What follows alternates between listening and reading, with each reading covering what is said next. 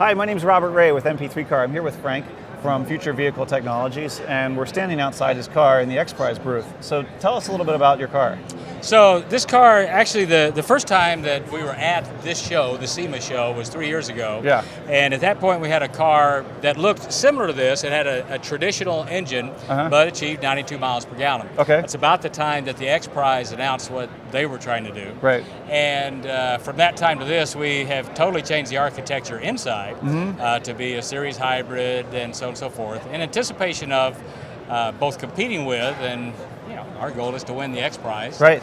But more than that, it's a longer-term goal to help start a nascent industry that's going to totally transform how we do transportation, from being 80% mechanical and 15% electronic and 5% other stuff, to reverse that ratio.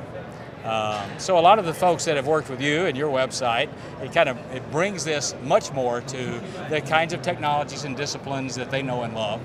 And when we talk about electric car, we mean more than just a motor and batteries. It's an electronic car. And as you think about an architecture for a whole new car that is totally electronic, it goes far beyond just what you're doing with just the batteries and electric motors.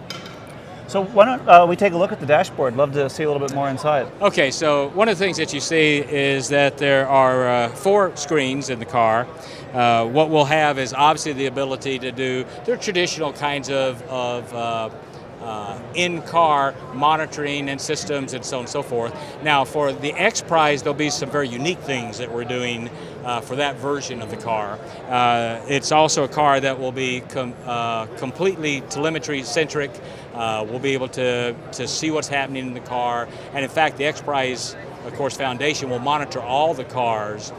During the race itself, I'm not sure you're aware, but you'll be able to log on. In fact, we could hook you up to have a special page on your website so you can see us or any of our favorite friends out here in terms of our competitors. You'll see exactly how we're doing and on all the key specs of how much charge is left, how much power, what our total speeds are, and so on and so forth.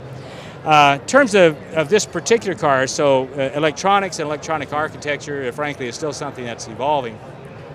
But I think that the thing that I'd want to say that should be interesting to the community that you serve is that we really would like to come up with something that truly is an architecture.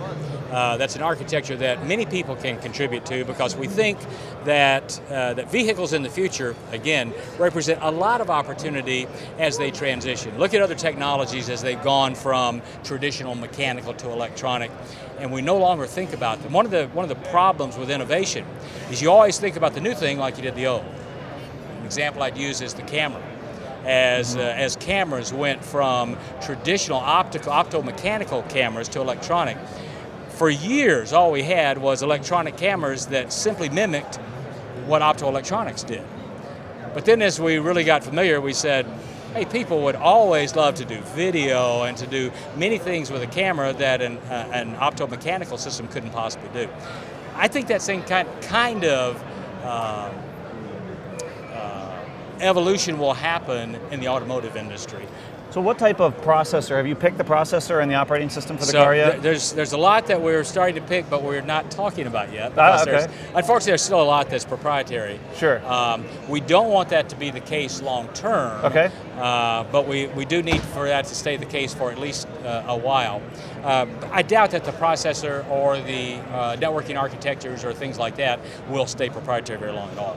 Okay. But a part of that is as much as we haven't chosen the final architectures. There are some like CAN bus and others that are very common to the automotive industry that we'll be using, but others that. What do you expect is your effective miles per gallon? So one of the things that we try to do in the spirit of the X-Prize is push two vectors really hard, one of which is economy, but simultaneously push performance. Okay.